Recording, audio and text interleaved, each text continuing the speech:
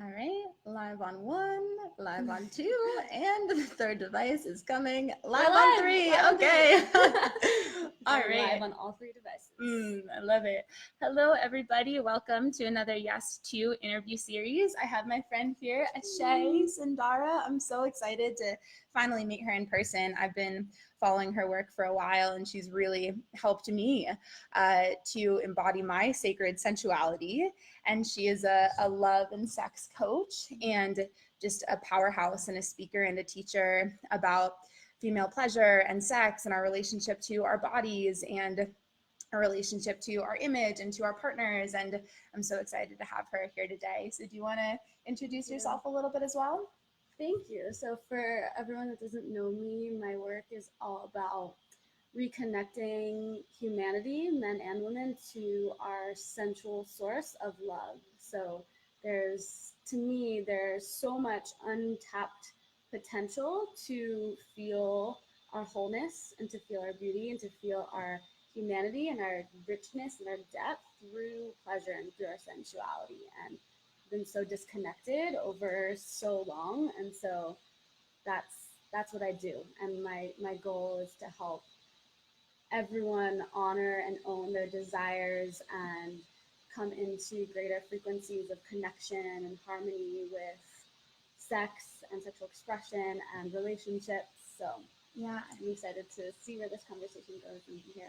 Yeah, me as well. And for those of you tuning in on Ashae's platform, my name's Brandilyn Tebo, and this is part of the Yes to interview series. So I'm interviewing women on yes to various areas of life. And today we're doing yes to female pleasure, which is so important. And I'm so excited about this conversation. And I was sharing with Ashae before this call that this is something that I've been wanting to share about, but I've been afraid, right? Because afraid of what people will say, what people will do, what people will think. So I'm just so impressed with you and how outspoken you are and how vulnerable you are and how much you share, and you really just make all of this so relatable for women.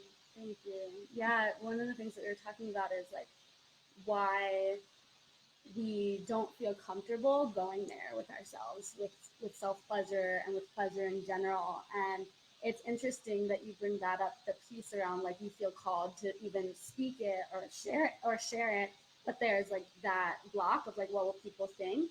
And I think that's also related to why we don't engage in self-pleasure in the first place, because it's like, what programs, what stories did we learn when we were young that told us that it was shameful, that pleasure is for male bodies, that women don't have pleasure during sex, that there's like so many blocks and fears to experience pleasure and then to even come out into the world and share about pleasure. Because I remember when I first started talking about sex online, it felt almost natural to me because it's just my life and what I'm so like passionate about and everything. But I remember that it felt like such a taboo, especially to my parents.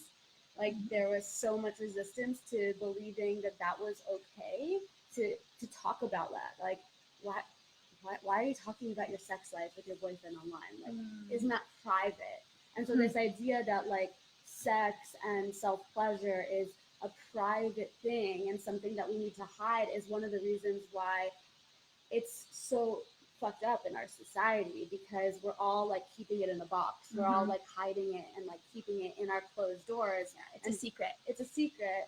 And so then we're unable to really manifest our desires. We're unable to really receive what we want in that because we're not willing to like have open conversations about it even. And so it's like even taboo to go to like couples counseling when to me that work is just a necessary part of the human experience of connection.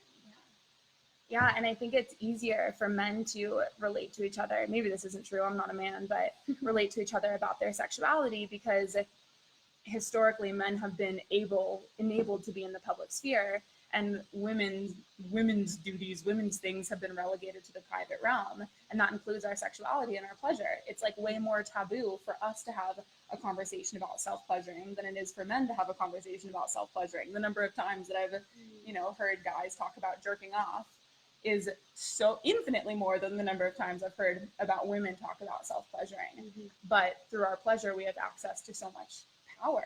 So there's like almost this political reason that our voices and our sexuality are being suppressed. Yeah, absolutely. One of the things that came forward to me this morning in my personal practice was just this like mantra that pleasure is power. And part of the awakening that's happening within us on the planet is reclaiming our power as both men and women. But for women in particular, our sexual energy has been so drained into experiences that we don't want to be in, like just connections that don't really feel fulfilling, that don't care about our pleasure. And so re-engaging pleasure for ourselves, like reclaiming it in the way of self-pleasure and in practices with ourselves, is like I experience it. Sometimes I get visuals of like what I'm doing, and I experience the visual of pleasure as like re enhancing my body and our bodies with the energy of power.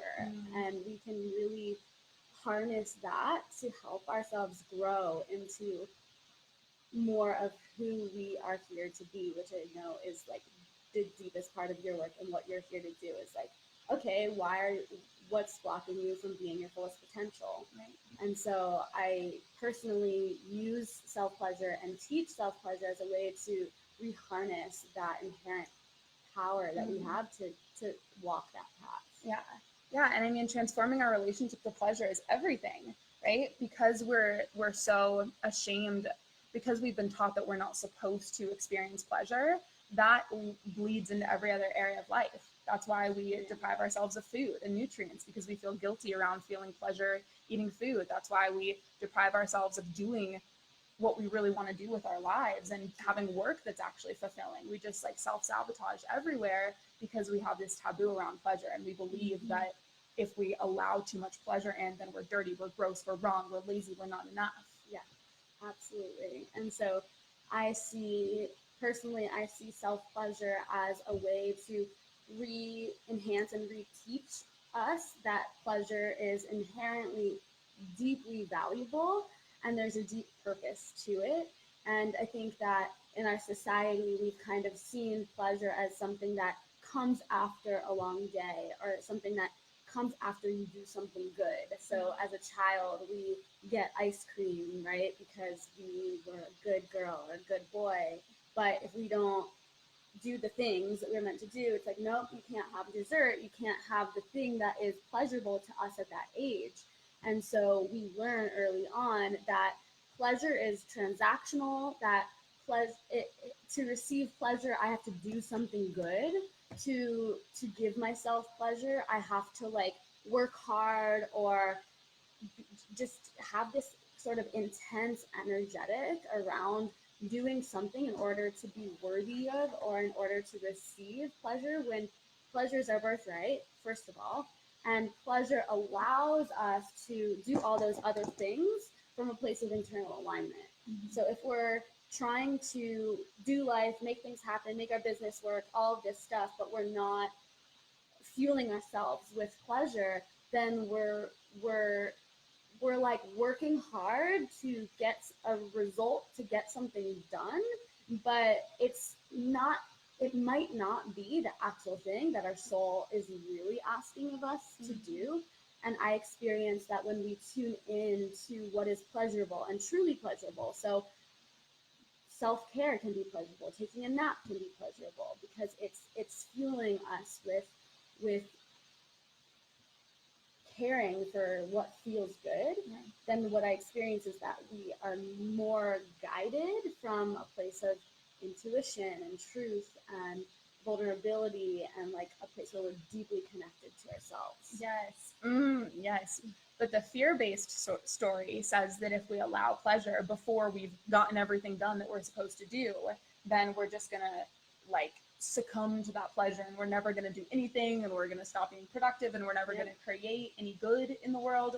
When really, when we're operating from pleasure, we create, in my experience, I create so much more, and it's so much more impactful, and it's actually nourishing for me, so it's sustainable, so I can keep creating Yes. But when I'm in this mode of, no, I'm not allowed to nap, I'm not allowed to do something that makes me feel good because I haven't gotten enough done, then I just go into this like spiral of not feeling good and end up hitting a wall.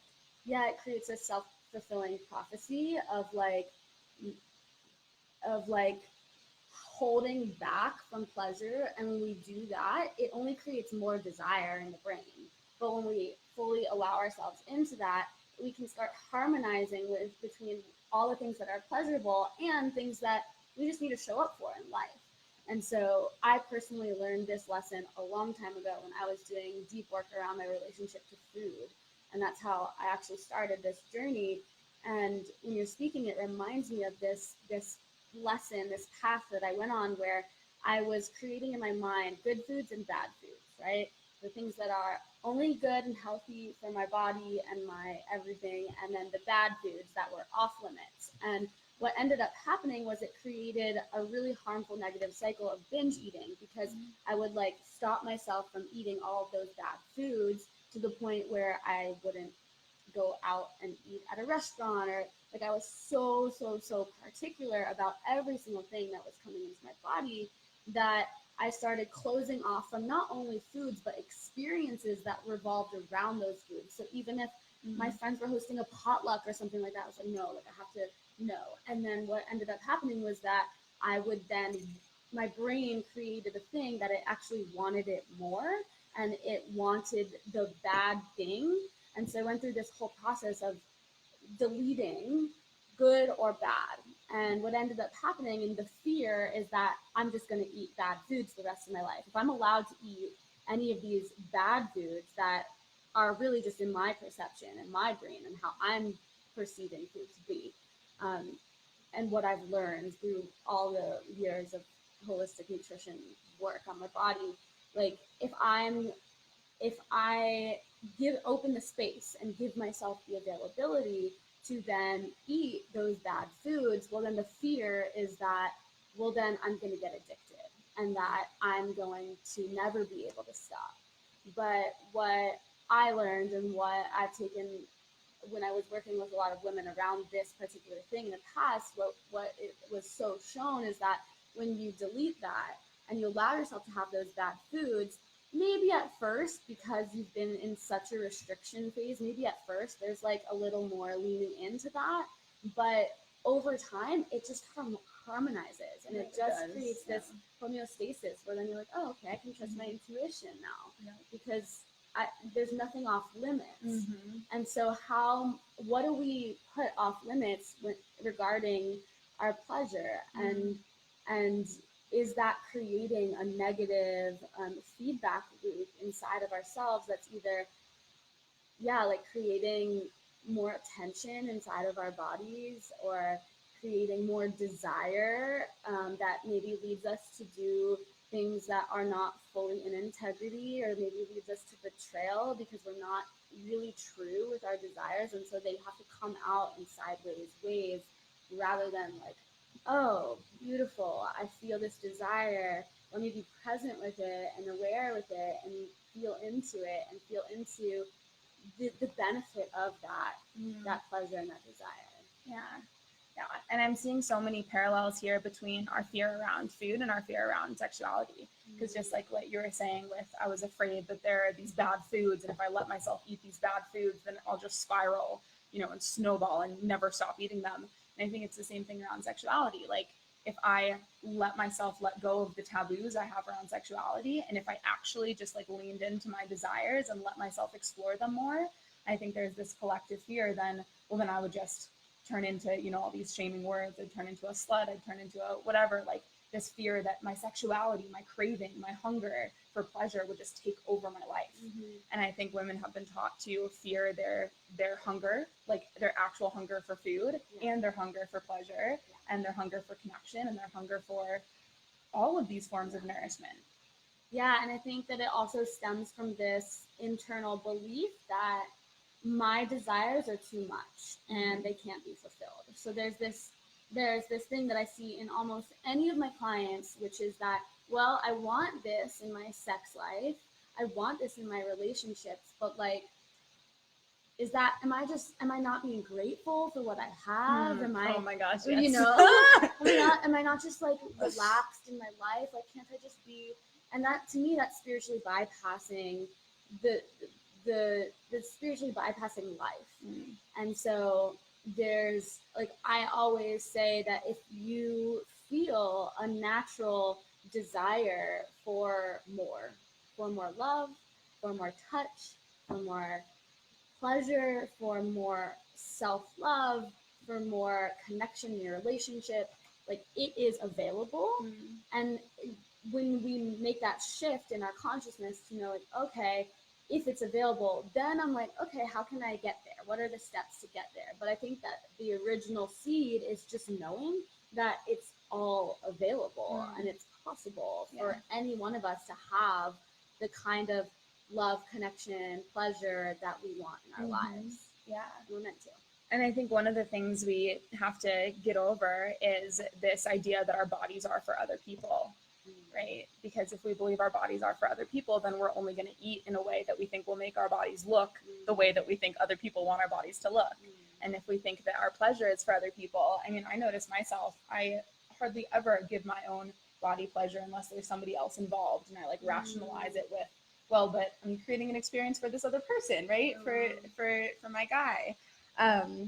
And so that I can tell that that's my ingrained belief that like my body is not, my own pleasure is not for me, but it's for someone else. And I've noticed growth in that for sure over the past few years, but I feel that I still have a long way to go in just reclaiming my pleasure for myself and nobody else. Absolutely. And this leads into such a beautiful space, which is that your pleasure is for your partner and is for other people. So this belief that like I need to like my pleasure doesn't matter and theirs does actually creates less pleasure for them. And so it's a really fascinating shift, because, for example, let's say you're connecting with a lover and your body is just not really turned on, you don't feel really aroused, you don't feel like really juicy or really ready to go deeper into the sexual experience, but they clearly are. Your partner's like there, ready, wanting you, and you have that internal belief of like, okay, well, let's just have a pleasure experience for them. Well, then what you're doing is, let's say you move into sex and you start penetration. When your body is actually not aroused, activated, alive, and in pleasure, you're actually going to experience, like, your partner is going to experience less pleasure, because there's more that can happen in a sexual experience in the alchemy when both people are fully aroused and turned on, because then it's like you can give not from a place of I should be giving, but from a place of like, oh my gosh, I'm so good wrapped up in this, and it's so beautiful, and it's creating so much harmony and connection and value and pleasure for both of us that it's just magnetic, and I want to continue. And one of the things that can happen that I believe actually creates performance anxiety in men is women who don't honor their pleasure and say like, okay, I'm ready, and then there's this moment where it's like the man can start having self-doubt about his sexual performance or if he's good enough for her, because her body's not turned on, but she's leaning into it. She's not holding up a boundary to, I'm not ready yet, or I need more pleasure, or touch me this way in order to get there. And they might stop trusting their intuition because they're like, okay, my intuition tells me that you're not into it, but you're telling me that you are, so I'm going to stop trusting myself. So what's a tip for, you're in this experience and you're noticing that your turn on is not optimized to the extent that you would like for it to be, and you're feeling into that? What's something that you can say that's not going to offend your partner, where you can just say, you know what, like maybe not right now, or what can you say? Because the fear that comes up for me is I don't want them to think that it's about them, so I'm just going to keep like trying to get there rather than communicating, maybe this isn't the best time. Do you have any tips for that? Totally. Well, the truth is that it's not about them. It's never about them. It's because arousal is an internal job. It's our job to arouse ourselves, and that our partners can touch us in certain ways and arouse us in certain ways. But ultimately, if we're like, I don't want to be here, like, I'm not going to be in pleasure today, I have more things to do, I have a to-do list right now. If we're like kind of running through that inside of our brains, well, then they could do a zillion things and nothing's going to work. Yeah. Because we have to be committed to the moment of pleasure and connection and sex. Yeah. And so there's different ways. Like, if you're really feeling like, I just don't want penetration right now, I'm just not there, and nothing's gonna get me there. Yeah. And it's just about saying, like, to me, I like speaking into desires. So maybe like saying like, I want to roll around with you and kiss you and like snuggle and like touch each other's bodies right now, but I'm just not feeling penetration right now. Yeah. And that's a beautiful way, because it's not saying, no, I don't want to be affectionate. No, I don't want touch. No, I don't want to be in your energy. Yeah. I don't want penetration right now. I love that. And then the other thing is just speaking, if you want to be aroused, but you're not aroused, you can say something like, do you think you could touch me softly and then like go down to my feet and massage my feet a little bit? And like, you kind of, even if you don't know what you want, because that's another thing that comes up for a lot of women, like, well, I don't know what to ask for. Just say anything that you feel, that you think, that you imagine could be potentially pleasurable or arousing. Yeah. And then you open up a new doorway to like, okay, and then you experience more curiosity and like play in the sexual experience of like going, okay, I'm not aroused right now, but maybe I just need something different, and that's beautiful too. And then leaning into that. Yeah, just practice communicating, trying things out, trying them on, seeing how it works. Yeah, I love that. So you were just speaking to, a lot of people are like, I don't even know what I want. And I think that it's bigger than just not knowing what to ask for when you're in a sexual experience, but also I think that desire and pleasure has been made so taboo for women specifically, that sometimes we have so many layers of limiting beliefs around our desire and so much accumulated shame around it, that we actually can't even feel into, or don't know how to feel into, our desires, our desires for what we want to create in life, our desires for what would make us feel good, for pleasure, etc. So how do you kind of initiate that journey of working through those barriers? For me, again, it like all comes down to self-pleasure practices. Because if you know how to turn yourself on, and if you are committed to being in practice with yourself, whether it supports you to say once a week, I'm going to do that, or twice a week, or whatever is your sort of commitment to your pleasure. And I think that commitment to, or devotion to, our internal pleasure is a part of becoming more radiant and alive and like fully embodied in ourselves.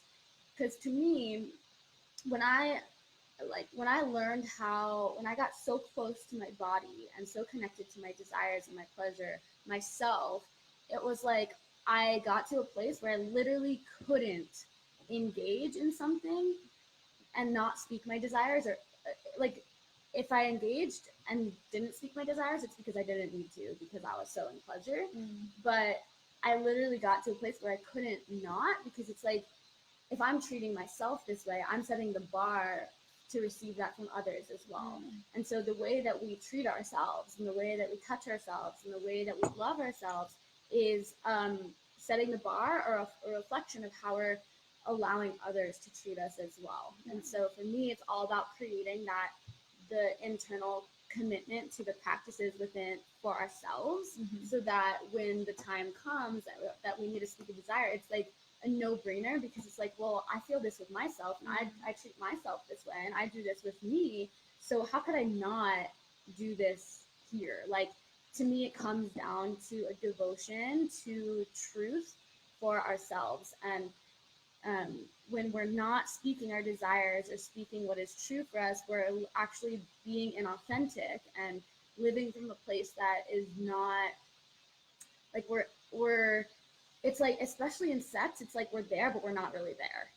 And so my whole thing is like, how much here can I be? And to be here, sometimes we need to speak our fears. Sometimes we need to release a story that we're holding on to. Sometimes we need to share about a projection that we made about our partners earlier in the day and that it's blocking us. Sometimes we need to ask to slow down. Sometimes we need to ask to speed up. Sometimes we need to ask to be on top or switch positions. And to me, it's all about how true can I be with myself in this moment, because it's like sex and desires and connections with others is really just about our connection with ourselves. Yeah.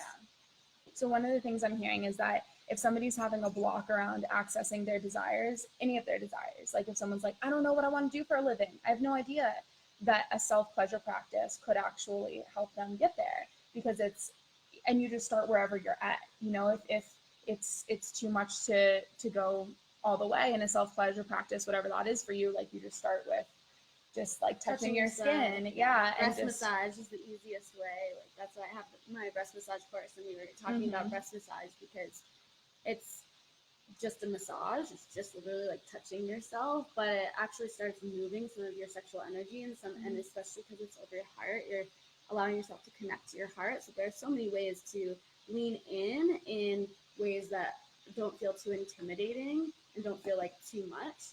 But yeah, I believe that when we're touching ourselves, we're the closest that we can be to our soul, because our soul is literally housed in this body. And so if we're like trying to find our soul outside of our body, we're trying to find our soul outside of our body, we're like not integrated. And so how can we integrate the soul wisdom into our bodies? What happened there? There we go. Okay, here, it'll be done in a second. Yeah, it'll complete itself. Okay, so, and specifically with breast massage, I think this is so important because so many women, myself included, have felt like, you know, our breasts are supposed to look a certain way. And again, this whole thing of this, they're there to please others. And they've been so objectified and so eroticized that they've become this thing that we either feel like we're not worthy of receiving pleasure from them because they don't look the way that our society says they're supposed to look, or they do look the way, okay, my phone's fritzing out. Sorry, Instagram. Or they do look the way that our society says that they should look, and then they've been eroticized and they've turned into something that's for someone else.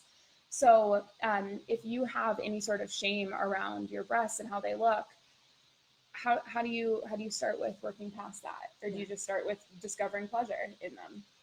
Yeah, for me, like when I teach my breast massage course, for me, it's not about starting with pleasure. It's about starting with just body connection and moving energy. So if we hold a judgment against our body in general, or especially our breasts, then that's so close to our heart. Like our breasts are literally the epicenter of our heart chakra. And so for me, it's just about touching and moving the energy.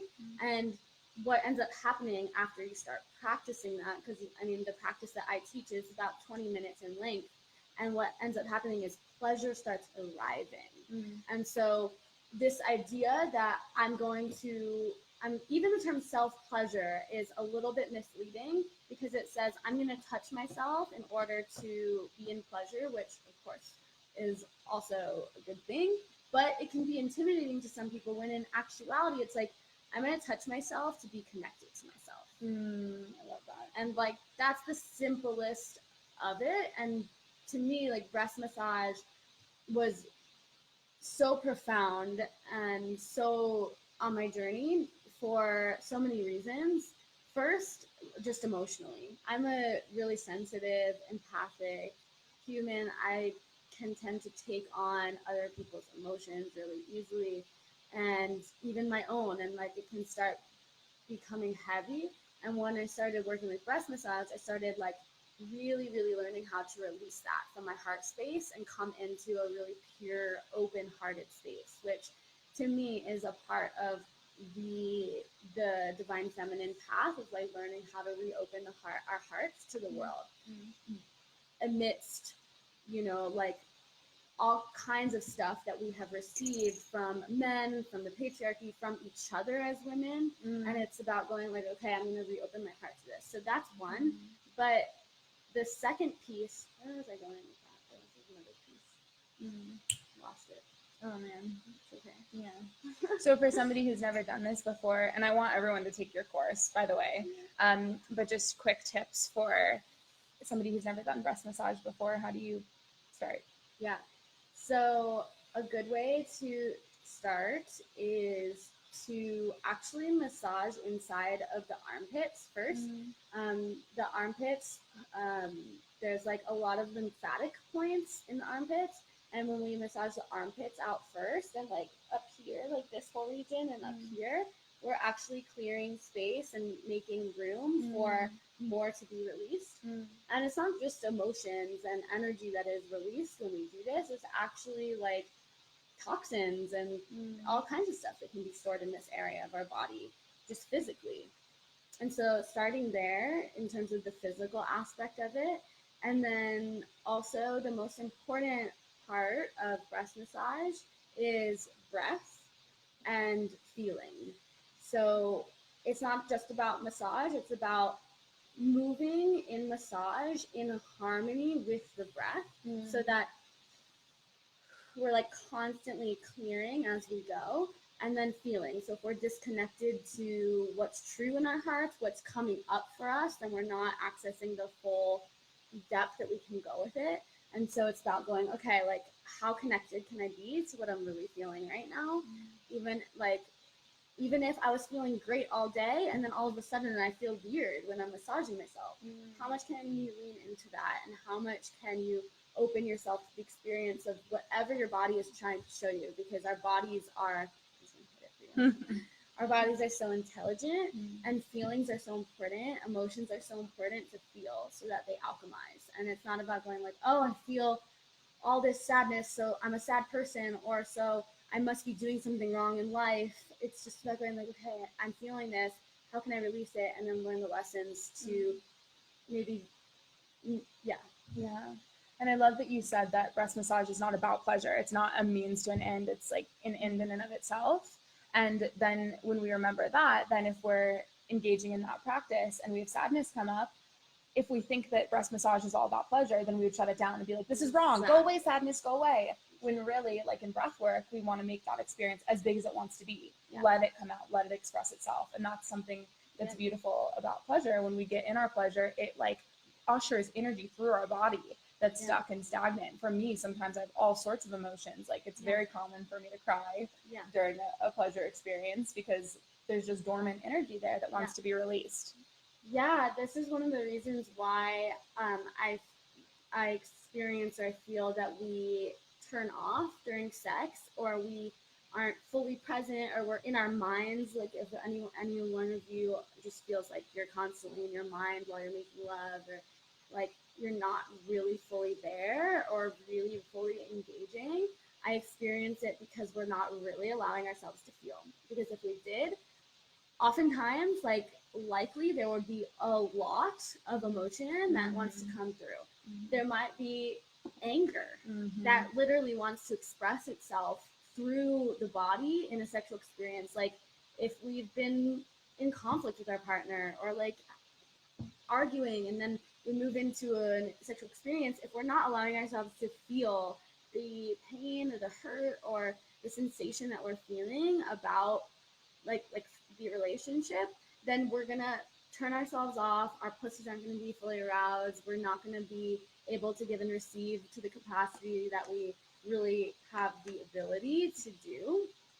But if we allow ourselves to feel, it might turn into like a super passionate lovemaking session. We might feel tears. We might feel like we want to grab our partner's hand really fast or hard and like pull them into us. And then like who knows what is available when we actually allow ourselves to feel everything that's there. Yeah, when everything's okay.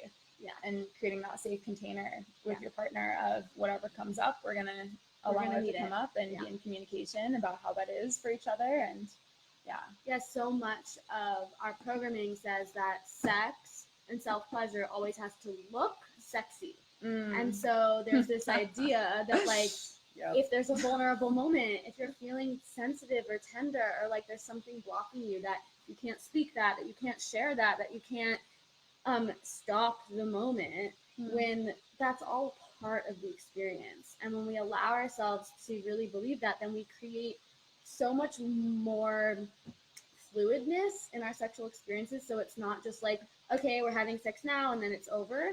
It's like, okay, we're having sex now. Okay, I kind of want to stop and like just look in your eyes for a second. Okay, I feel better now. Okay, then like, who knows what is available when we do that. And like when we express our emotions through our throat chakra, the throat is so connected to our sacral. And so if we're blocked here and we're not allowing ourselves to be in the expression, it doesn't necessarily mean communicating, but just the expression of what is coming through. That could mean tears, or if we're not allowing that, we're also dampening our pleasure potential as well, because they're intricately related. And when we release that energy, we can also release into more and surrender into more pleasure. Yeah. Wow, beautiful. Yeah, I see it as like, well, your pleasure energy is like your kundalini energy, right? It's your life force energy. So as you're allowing it to come up through your body, then it's actually opening every energy center, right? Yes. Like it's opening your power center, it's opening your heart chakra, it's opening your throat chakra, it's opening everything. But if we have shame around allowing our pleasure to be expressed through any of those areas, then it's going to stop right there. You know, wherever we have that shame, wherever we have that block. That's really a beautiful point. And that's why a lot of sexuality is so just like genital based, and why there's so much influence from the porn world, because it's like from porn, it teaches the brain that like sex is just that, like sex is just pleasure, sex is just like an ends to a means to go to the climax. And so we stop ourselves from like breathing it up and feeling into what else is available. And there's so much more connection and love that can happen in relationship with our partners when we really allow ourselves to do that, and we get out of the idea that it's just about genital to genital experience. Yeah. And I think the like capitalist patriarchal mindset of production is the highest goal really sabotages our sexual experience, because we have this mindset of like, if we don't orgasm, then it wasn't worth it, which is the same thing as like, if you don't produce, then you're not worthy, right? So getting past that and just like knowing that that's not the goal. We don't need to get anywhere, we don't need to produce anything or check any boxes in this experience. Yeah, it can be so much more pleasurable when we don't tune into that. It actually opens up so many more doorways. I'm looking for questions too. I am. Yeah, we're getting lots of yes, amazing, loves, hearts. Let's see. Okay, can you fix the sound quality? Oh shoot. Okay, hopefully the sound quality got better. Let us know if anybody has any questions. Yeah, if anyone has any questions from my live as well, send them through. Yeah, thank you guys. This is so we're getting lots of such a valuable conversation. Thank you. This is helpful. So good to see you two together, all Larissa. Oh, okay.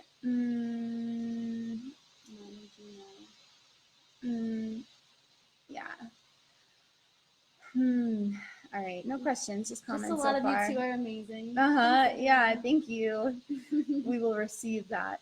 The pleasure of that. How to connect with the Ankh energy with another partner. I don't know what the Ankh energy is. What's the Ankh energy? I think I know what you mean, but do you mean like the microcosmic orbit or like the energy exchange? I'm curious. I've never heard it spoken that way. We're waiting for your question. Yeah. Such a valuable conversation with you. What is your experience when introducing all these practices with and tools with sexual trauma? Yeah, so for me, one of the best practices for working with sexual trauma is vaginal de-armoring. So it's So if you have sexual trauma, and I personally believe that to some extent we all do, whether that's just having an experience that we didn't really want to be in, or even just having sexual energy from someone and then like the breakup is really awful, and then we still have that experience inside of our bodies. For me, it's all about doing the clearing work with yourself. So vaginal de-armoring is a process where you go in with either, if you're getting it done to you with a finger, from someone else, and people practice this. But for me, it's all about using a crystal wand and doing the practice with ourselves. I And just so, ordered one. yay! I'm so excited. So good. So yeah, like Mm. it's a practice, and I teach it in my course, Sex Goddess. But it's, you basically go in and hold down the wand. You go to like different areas inside of your vagina and hold down on areas that feel numb or painful, and just breathe and let any emotion come through. And you go through a pretty long practice of doing this, to the point where you're clearing a lot, and you just have to allow yourself to feel. So that's one way, and honestly, just creating a loving experience with yourself of self pleasure, like, again, not to like get to orgasm, but just to like lovingly touch yourself and bring more awareness to that space. Our hands are actually extensions of our heart chakra. So we can literally, like, when you touch someone else, you can like send a lot of love through your hands. And so you can do that with yourself as well, and do a lot of healing work towards yourself. Yeah. Yeah. Yeah. And I think a lot of sexual trauma stems from somebody else thinking that your body was theirs for the taking. And so self-pleasure helps you to reclaim that and to retrain your body to remember that your pleasure is for you, and healing that past trauma through self-pleasure. Yeah. I have Okay. a bunch of questions. Yeah, I'm getting some on Me here as too. well. Yep, my phone might die, so if it dies, you know why. But I'm glad you guys caught some of it. I do want to answer this question. If your partner is addicted to porn, what is your advice on what I can do to have a deeper connection for both of us? So there's a difference between, first of all, there's a difference between porn addiction and porn watching. I'm assuming that you mean porn addiction because you said porn addiction. To me, if that were my partner, I would be having a deep conversation about that, because to me that would not feel good in my body. Now, if my partner was just watching porn here and there, and it wasn't a thing that they were addicted to or something that they used as a crutch, that's a total different story. But creating the connection from that place can be really, really, really challenging, because porn really sets the brain up for fast pleasure, for arousal from, it's like voyeurism arousal from something outside of the present moment. And so we're like literally like sending our energy out. And so I would create a container of, like set the space up, set your room up to a really like calm place, and share in vulnerability how that affects you, and how you really, really feel about that, and how challenging it is for you, and what you feel about it. And try as hard as you can to not make them wrong, because like at the end of the day, no matter what it is that we are engaging with sexually, to feel shame around it is not helpful. And so the best that you can do is to really communicate that it's not wrong, you're not a bad person, and I'm not shaming you. Like, I just want to let you know how it feels to me, and how I want our sexual connection to be, and how I feel that this is like leading into the connection that we can really have. And I'm curious what it would be like if, let's say, you didn't do that for like a week. Like, I'm curious, can we create a session where we go really deep together, and we look at each other in the eyes, and whatever it is that you're desiring more of, you can lean into that. But it's all about the communication of your vulnerability and of your truth and of what feels real to you. Yeah, beautiful. And I think that goes for if you're feeling uncomfortable about anything in that whole realm with your partner. I love that. Create a safe container, a really nourishing environment, and then speak how you really feel about it, and speak your desires. Yeah.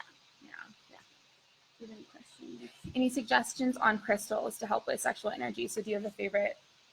Yeah. I don't know if she's referring to crystal wands or just crystals in general. Yeah, to me, it's all about what you feel really inspired and drawn to, in terms of like, oh, like that crystal, I don't know why, I just feel drawn to that. That's usually the right way to go in my mind. But at the same time, there's also specific healing properties of crystals. So for example, rose quartz is really beautiful for the heart chakra. So if you're moving through a lot of like sexual trauma or just like heart wounding or a breakup, like rose quartz, or you're just working on your self-love, rose quartz can be really beautiful and really helpful for that.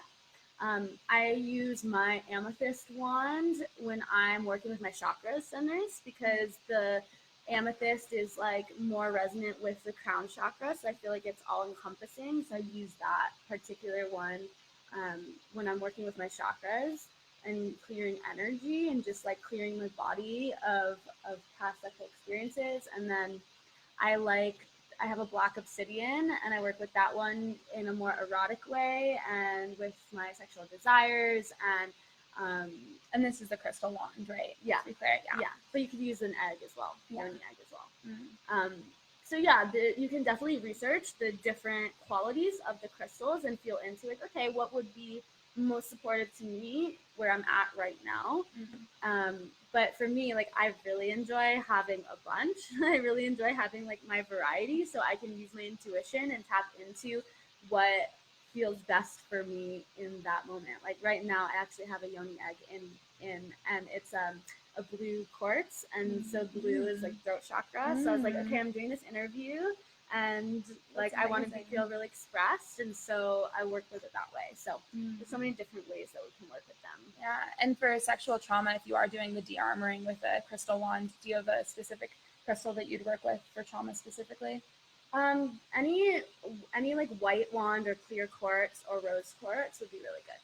Okay, beautiful. Yeah. All right, and I know we only have a couple minutes left here. Is there any other final question you want to answer?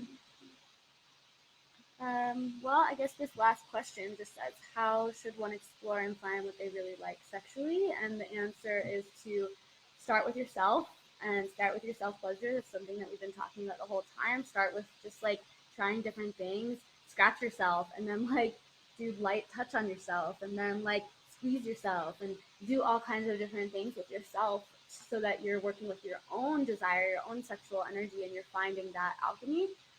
And honestly, that will lead you down the road that you need to go on, because it will lead you to, okay, how do I speak my desires to my partner?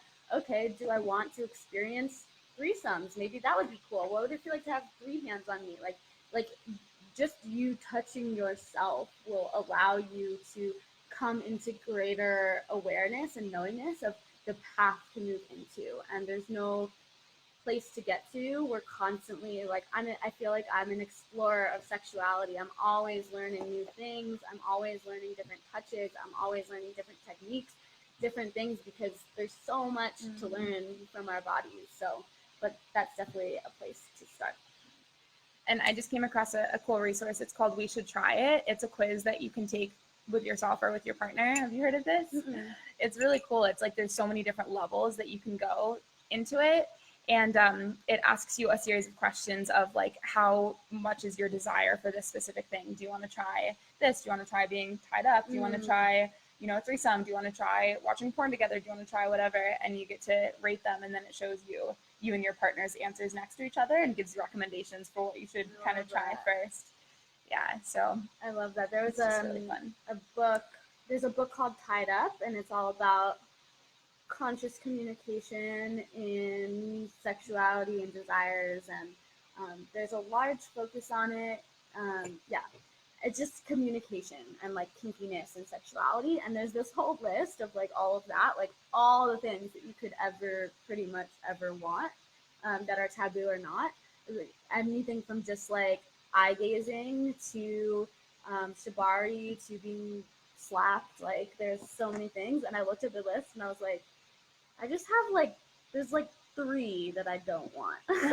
Like a list of like 100 things. I was like, I definitely traveled down a strong pathway to get here. And we don't have to want anything or everything or a lot of things at the beginning of our journey. It's all about working with where we're at and feeling into, okay, what feels like the edge for me now? And it's all about leaning into edges and looking at our boundaries and our nose and going, okay, can this boundary be permeable? Is this a hard boundary? Is this a hard no? Or is this something that like, I'm kind of interested in?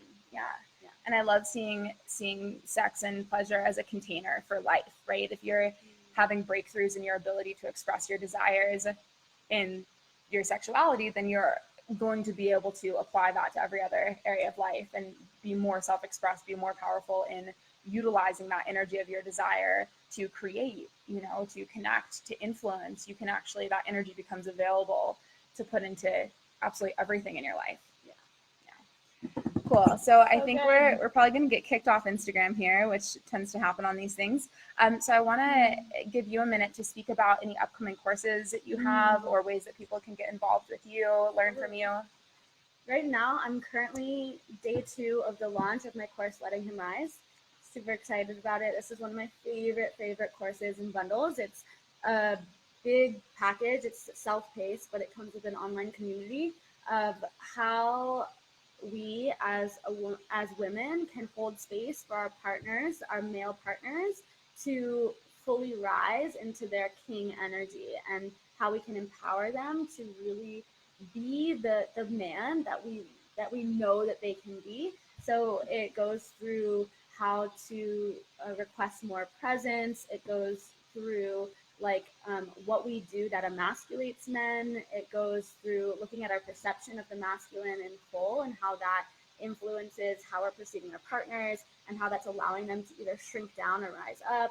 It goes into jealousy and speaking our desires, and it goes into honoring each other's boundaries. And there's so much. And then this launch as well, my partner Lucian is creating a whole bonus bundle package of reflections from the masculine. So he's sharing, how jealousy makes him feel as a man, and how it comes out sideways, and what he could be able to receive. And so he gives a whole big download on that as well. So it's so cool, so powerful. We had 22 women join yesterday on day 1 of the launch, so I'm just really excited about it. It's amazing. Can you share the Instagram of your friend? Yes, I will. I'll do a post in my story after this. Do you want to just share your handle? So it's Brandilyn _Tebo, BRANDILYN _TEBO. Yeah, that's my handle. So add that. Yeah. Cool. Awesome. Oh, so good. Yeah, it's so amazing. And I'll share your website and everything on my story as well. She has a private Facebook group, the Sacred Sensual Sisterhood, that I'm a part of, that is so helpful. The number of answers that I've gotten on that 2 questions that I have is just remarkable. It's such a great community. So definitely everybody get connected. Thank you all so much for tuning in. As always, give us your feedback. Message us with any follow-up feedback you have about this. Yes, please. Thank you, everybody. Have a beautiful day.